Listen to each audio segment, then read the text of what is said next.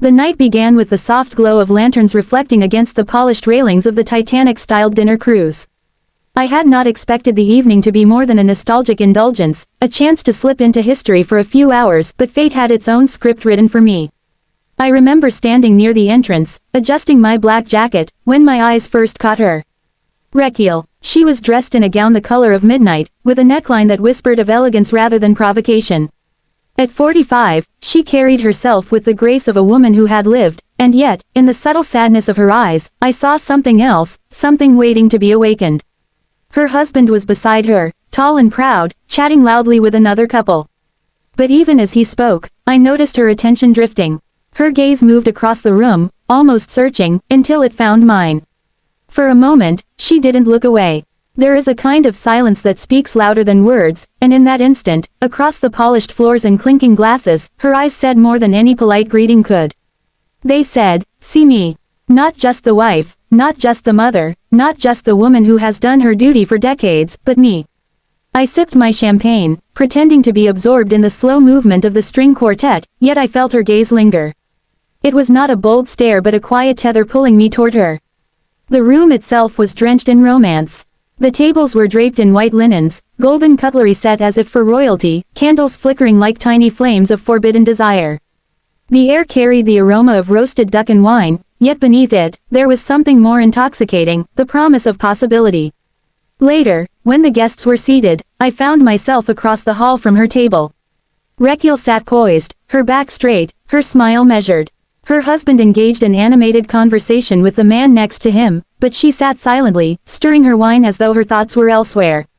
I let myself watch her. Not with hunger at first, but with curiosity. There was a stillness to her that intrigued me, as if she had mastered the art of restraint. Yet every so often, her hand would brush against the stem of her glass, and I would imagine how it might feel if it brushed against me instead. At some point, she glanced up and found me staring. She didn't blush. She didn't look away quickly. Instead, she gave the faintest of smiles, one that belonged not to the room, not to her husband, but to me alone. It was then that I knew the night would not end with dinner. Something deeper was already in motion, and neither of us could pretend otherwise. After the main course was served, I excused myself from my table and made my way toward the deck. The air outside was cool, laced with the scent of the ocean. The moon hung heavy, its light shimmering across the water in silver ripples. I leaned against the railing, allowing the night to wash over me. Moments later, I heard footsteps. Slow, deliberate. I didn't turn immediately, I wanted to savor the anticipation. Then, from the corner of my eye, I saw her, Recheal, walking alone. She approached the railing a few feet away from me, pretending at first not to notice my presence. She looked out over the water, her arms folded as if to shield herself from the cold. "It feels like stepping back in time, doesn't it?" I finally said, my voice low, casual. She turned her head slightly, her eyes catching mine. "Yes," she replied, like history repeating itself, though hopefully without the tragedy. Her voice was soft, husky even, as though it carried the weight of secrets. We stood there in silence for a moment, the ocean filling the spaces between us. Then she asked, "Do you often come to things like this?" "Not really," I admitted. "I was invited, thought it would be a novelty. But I think I've already found the best part of the evening." Her lips curved, not quite a smile, more like an acknowledgement of what I had dared to say. "You shouldn't say things like that," she whispered. "Why not?" I leaned closer, not enough to touch her, but enough to make my presence undeniable. "Because," she said, her gaze drifting back to the water, "some words aren't meant to be spoken aloud. They're meant to be thought, felt, maybe even regretted." I studied her profile, the way the moonlight kissed her skin, the way her hair fell against her shoulders. There was a fragility there, but also strength. A woman caught between duty and desire. "Do you regret hearing it?" I asked softly. She hesitated, then shook her head. "No, I regret needing to hear it." That admission unraveled something inside me. It wasn't just flirtation, it was a confession of hunger, of absence, of nights spent lying beside a man who no longer reached for her. I stepped closer, the space between us narrowing. "Recheal," I said, her name tasting unfamiliar yet intimate on my tongue. "Sometimes we regret the things we never let happen." Her breath caught, a subtle sound, but one that told me she felt it too, the pull, the danger, the temptation. We didn't kiss then. We didn't touch. But the silence that stretched between us was already an embrace, an unspoken agreement that the night would not remain innocent. When she finally turned to leave, she looked at me one last time. "My husband is waiting," she said, though her voice lacked conviction. "And I'll be here," I replied. "If you find yourself needing the ocean air again." She walked away, her figure retreating into the glow of the dining room. But I knew she would come back. And when she did, neither of us would walk away unchanged. The dinner carried on, music swelling, laughter echoing, but for me, the night was already sealed. I had tasted the possibility of Recheal, and I knew it would not remain a fantasy. When dessert was served, I saw her again across the room. She laughed politely at something her husband said, but her eyes betrayed her. They sought me, found me, lingered. I raised my glass subtly in her direction. She responded with the faintest lift of her chin, a secret acknowledgement no one else could see. It felt dangerous. It felt inevitable. By the time the final toast was made, my pulse was racing. I excused myself once more, heading back to the deck. I didn't wait long. The night had already chosen its path. The door opened quietly, and there she was again, stepping into the moonlight as though it had been waiting for her. She didn't speak at first. Neither did I. We simply stood there, the silence pressing against us until words would have only broken it.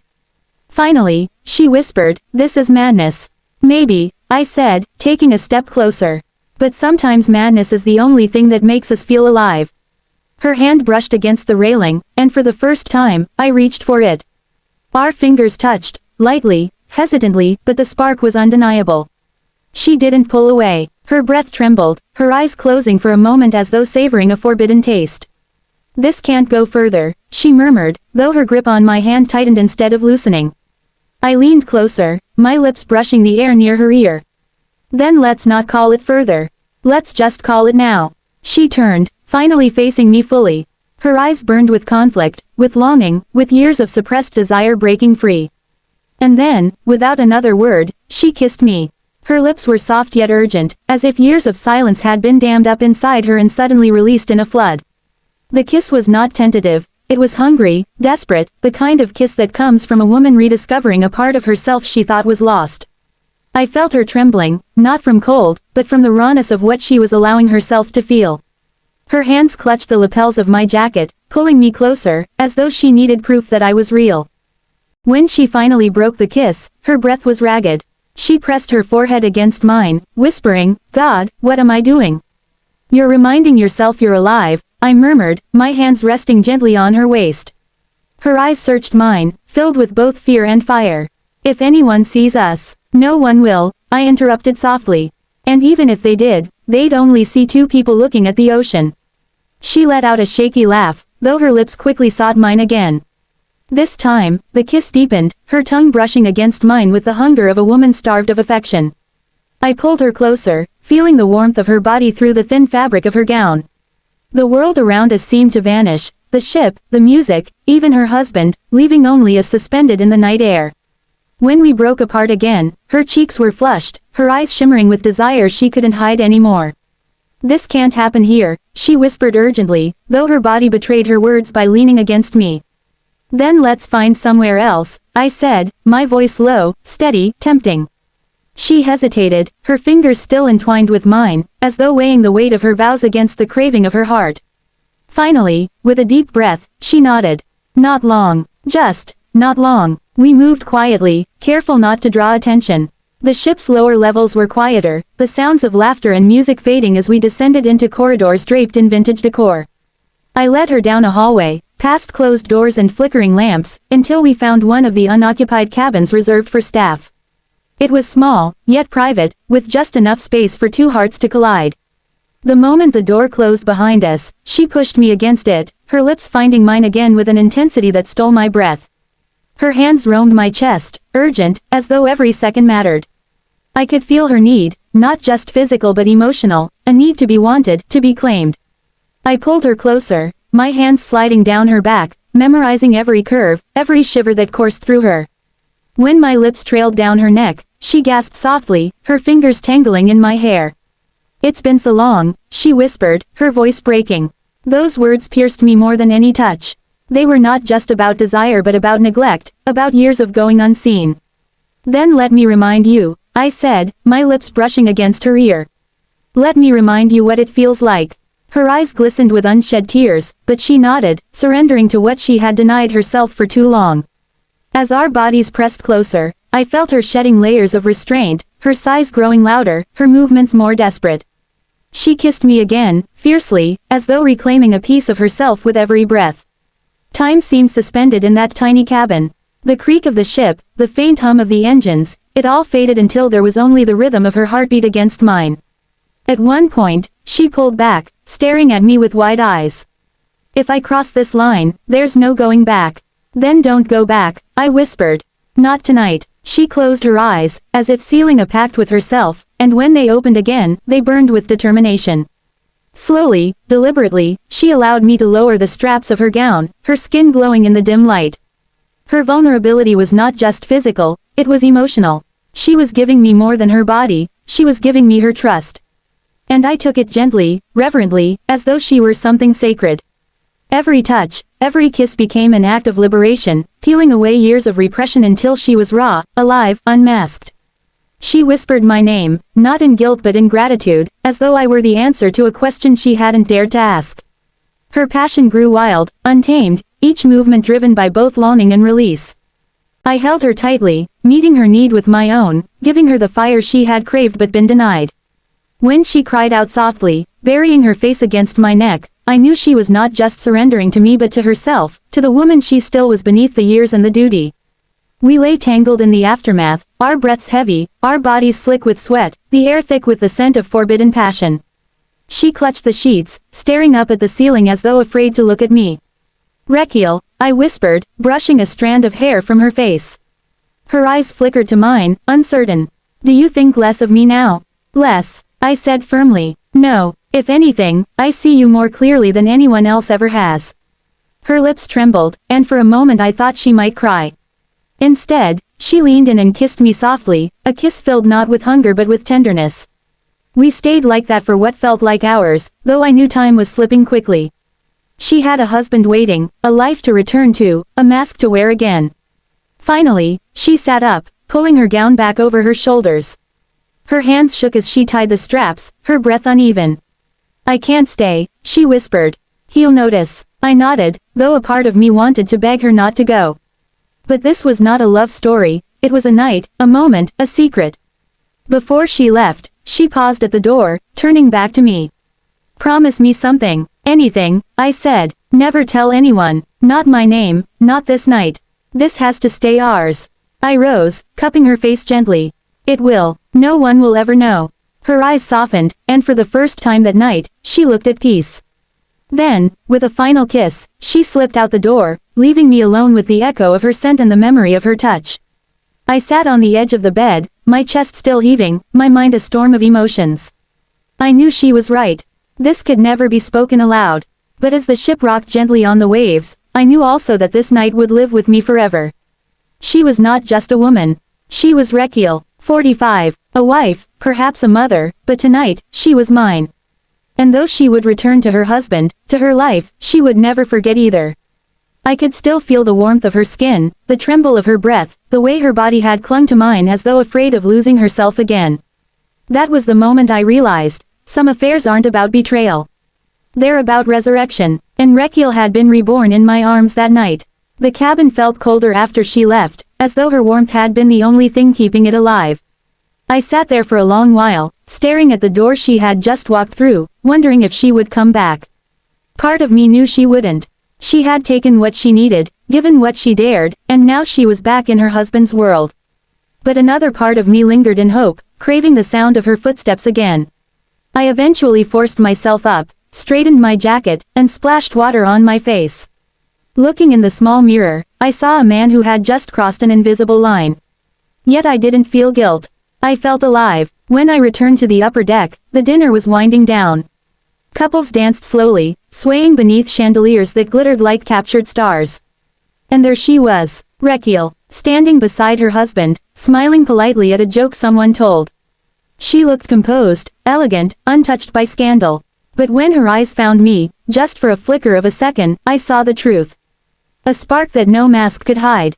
She glanced away quickly, resuming her role, but that fleeting look was enough. We shared a secret now, one that tied us together tighter than any public acknowledgement ever could. I kept my distance, lingering at the edge of the crowd. Watching her move, watching her laugh, watching her pretend. At one point, her husband excused himself, leaving her momentarily alone. She turned her head, and for the briefest instant, our gazes locked again. I raised an eyebrow ever so slightly, a silent question. Her lips parted, almost imperceptibly, as though she wanted to say something. But then she composed herself, sipping her wine instead. The music swelled, and couples filled the dance floor. Her husband returned, offering his hand. She took it, gliding into his arms with practiced ease. I watched them dance, yet I couldn't shake the memory of how she had moved in my arms only an hour earlier. The contrast was stark. With him, she moved politely. With me, she had burned. The night eventually wound down, guests dispersing with laughter and farewells. I stayed back, waiting, hoping for one last word from her. As fate would have it, I caught her alone near the exit, her husband preoccupied with settling a bill. She stopped when she saw me, her lips pressing together as though fighting a smile. I thought you'd already left, she said softly. I couldn't, not without seeing you once more. Her eyes darted toward the corridor, making sure her husband wasn't near. Then she stepped closer, lowering her voice. This never happened, she whispered, though her hand brushed mine discreetly, lingering for the briefest of seconds. Never happened, I echoed, though we both knew the lie in those words. Her husband called her name then, and she stepped back quickly, slipping into her role once more. I watched her walk away, every step a reminder of the divide between us, the world she lived in, and the secret world we had created for one night. When the ship docked later that night, I lingered behind as passengers disembarked. I saw her once more in the crowd, her arm looped through her husband's. She turned her head, scanning the pier, and for a moment her eyes found mine again. No words, no gestures. Just one last look, heavy with everything unspoken. And then she was gone. In the days that followed, I thought of her constantly. The way she had gasped in my arms. The way her lips trembled when she said my name. The way her body had clung to me as though I were her only lifeline. I wondered if she thought of me too, in the quiet hours of night when her husband lay snoring beside her. I wondered if she remembered the taste of my kiss, the heat of my skin, the madness we had surrendered to. The truth is, I think she did. Because once you awaken a hunger like that, it doesn't fade easily. Weeks later, I received an anonymous message slipped into my hotel mailbox.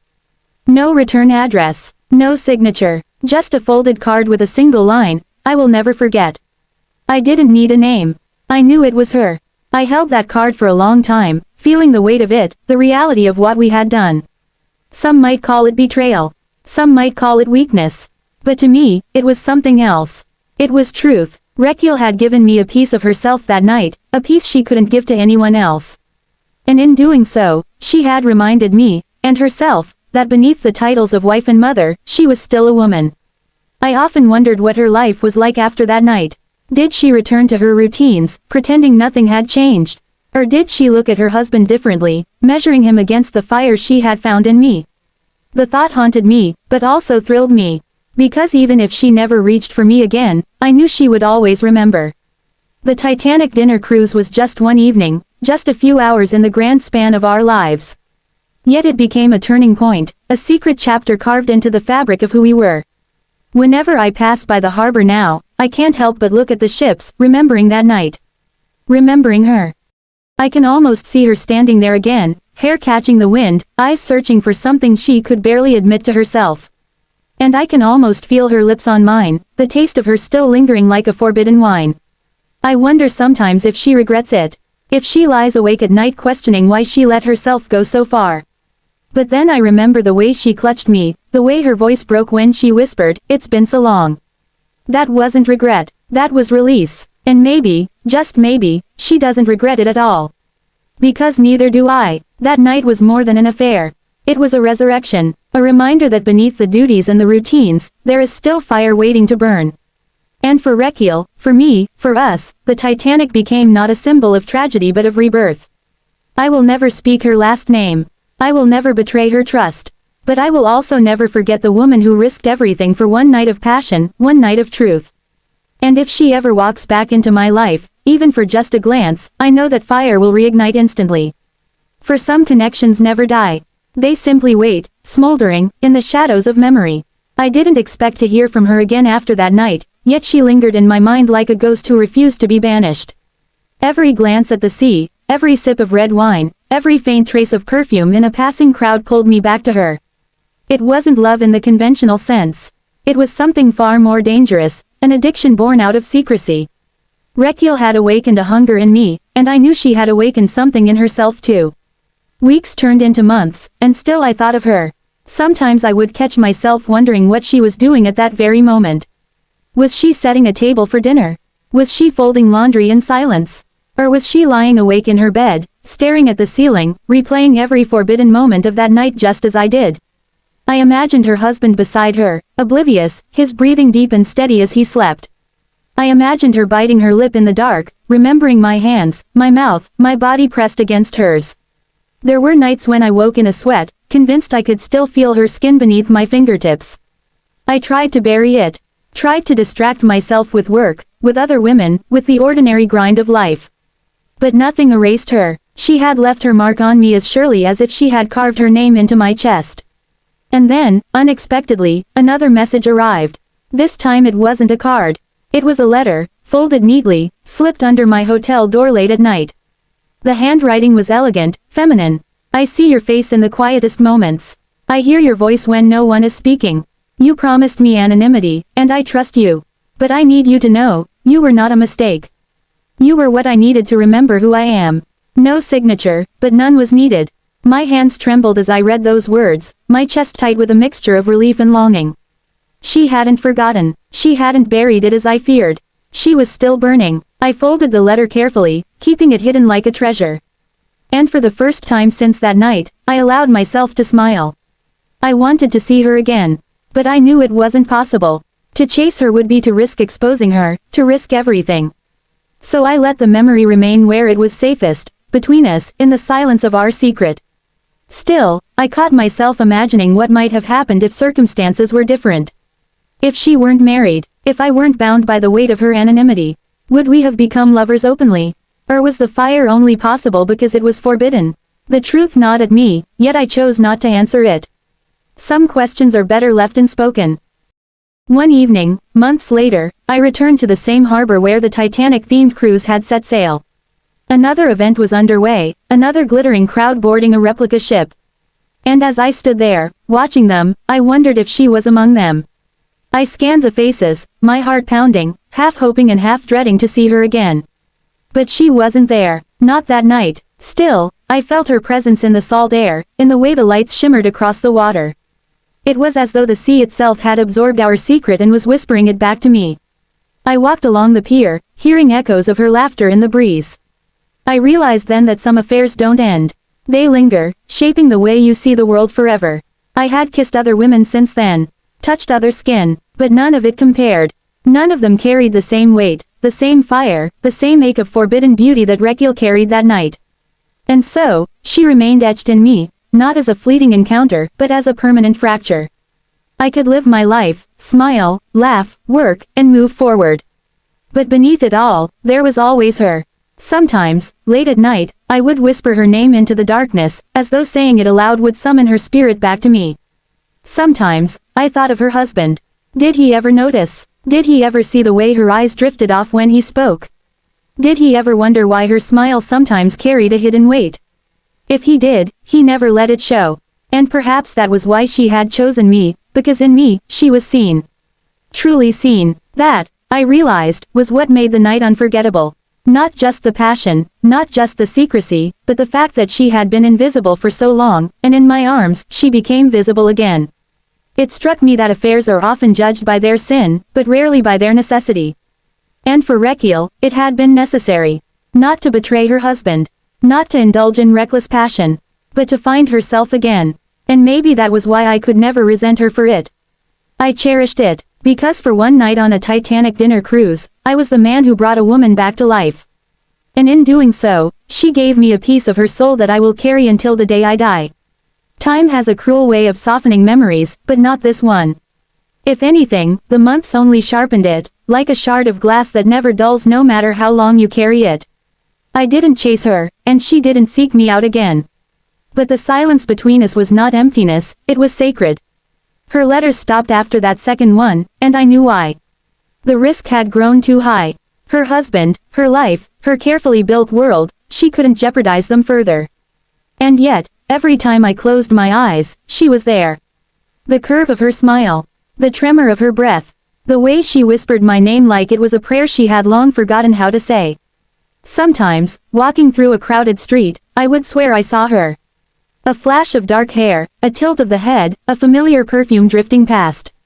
Each time, my heart would race, only to be met with disappointment when I realized it wasn't her. But perhaps it was better that way. Better that she remained a phantom, untouched by the wear and tear of reality. Because in my mind, she would always be that woman in the midnight blue gown, standing against the ship's railing under the moonlight, searching for something she couldn't admit to anyone else. And I would always be the man who answered that unspoken call. The older I grew, the more I understood what that night had meant. It wasn't just about passion. It wasn't just about escape. It was about identity. Recheal had reminded me that even in the middle of ordinary lives, extraordinary moments exist. She had proven that desire doesn't fade with age, it waits, buried, until someone dares to touch it again. And I had been that someone for her. I sometimes wonder if she still lies awake in her bed at night, staring into the dark, remembering me. I wonder if she thinks of how her fingers trembled against mine, how her body came alive after years of silence. I wonder if she regrets it, or if she clings to it as fiercely as I do. But I'll never know, and maybe I don't need to. Because what we shared wasn't meant to be dissected, explained, or justified. It was meant to be lived. Once. Perfectly. Her husband never suspected. He will go to his grave believing he was the only man she gave herself to. But I will go to mine knowing the truth. That for one night, on a ship built to mimic a legend, she broke free. And in doing so, she gave me a story worth carrying in silence forever. I have never spoken her last name. I have never told anyone who she was. Because anonymity was our pact, and I have kept it faithfully. But sometimes, late at night, when I write these words to no one in particular, I allow myself to say it quietly into the air, Recheal. The name alone carries the weight of the night. The Titanic dinner affair will never be written in any history book. No one else will ever know it happened. But it happened, and it was as real as the sea that rocked beneath us. It was as real as the candlelight flickering against her skin. It was as real as the gasp she gave when I touched her, as real as the way she clung to me as though afraid of disappearing. Some memories you tell the world, others you bury, but the most powerful ones you keep hidden, because their secrecy gives them strength. This one belongs in the shadows, where it can't be touched, judged, or diminished. It belongs between her and me, locked away in the silence of our pact. And that is where it will stay. Sometimes, when I walk along the harbor and see the replicas of grand ships preparing to sail, I pause. I close my eyes, I let the ocean air wash over me. And I remember the way she looked at me across that crowded dining hall, her eyes saying everything her lips could not. I remember the way she followed me onto the deck, the way her voice trembled as she whispered, "This is madness." And I remember how she kissed me anyway. I remember the cabin, the heat of her body, the way she confessed with every touch that she had been starving for years. And I remember the end, the way she smoothed her gown, straightened her hair, and walked back to her husband as though nothing had happened. But it had happened, and even if the world never knows, even if history never records it, that night changed both of us.